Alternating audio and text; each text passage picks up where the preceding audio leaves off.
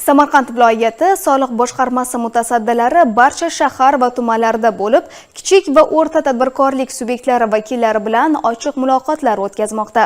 Tadbirkorlar safini yanada kengaytirish, yaratilayotgan imkoniyatlardan samarali foydalanishni ta'minlash maqsadida tashkil etilayotgan uchrashuvlarda soliq qonunchiligiga oid o'zgarish va yangiliklar haqida so'z yuritilib, xususiy sektor vakillarining mavjud muammo va takliflari o'rganilmoqda. Hozir shu haqda. Kattaqo'rg'on shahrida jami 562 ta kichik va o'rta biznes subyektlari aylanmadan olinadigan soliq to'lovchi sifatida faoliyat yuritmoqda. Ularning 495 tasi yuridik shaxslar, 67 tasi esa yakka tartibdagi tadbirkorlar hisoblanadi. Shu bilan birga 1424 nafar yakka tartibdagi tadbirkor qat'iy belgilangan soliq to'lash tartibida faoliyat olib bormoqda. Bu esa shaharda kichik savdo, xizmat ko'rsatish va boshqa sohalardagi mikrobiznes subyektlarining soni ancha kengligidan dalolat beradi. Ayni paytda o'zini o'zi band qilgan fuqarolar soni 13629 nafarni tashkil etmoqda.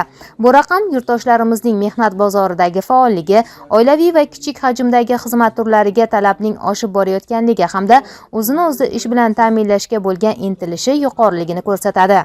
Ta'kidlash joizki, hukumatimiz tomonidan yaratilayotgan qulay soliq muhiti, raqamlashtirish orqali yuritilayotgan shaffof tizim va maslahat moddiy ko'maklar tadbirkorlik faoliyatini yanada faollashtirishga xizmat qilmoqda. Uchrashuvda boshqarma boshlig'i tomonidan tadbirkorlarning mavjud muammo va takliflari eshitildi. Ba'zi masalalar shu joyning o'zida mutaxassislar tomonidan bartaraf etildi. Uchrashuv mobaynida soliq siyosatidagi o'zgarishlar hamda qonunchilikdagi bo'layotgan yangiliklardan boxabar bo'ldik. Hamda soliq qonunchiligiga kiritilayotgan takliflar bo'yicha tadbirkorlar o'z takliflarini berishdi. Bu takliflarimiz Davlat soliq qo'mitasi tomonidan qo'llab-quvvatlanishiga umid etamiz. Tadbir so'ngida soliq intizomiga qat'iy amal qilgan tadbirkorlar tashakkurnoma bilan taqdirlandi. Samarqand viloyatida tadbirkorlikni rivojlantirish, biznes muhitini yanada yaxshilash va soliq sohasidagi shaffoflikni ta'minlash maqsadida amalga oshirilayotgan ochiq muloqotlar tizimli ravishda davom etmoqda.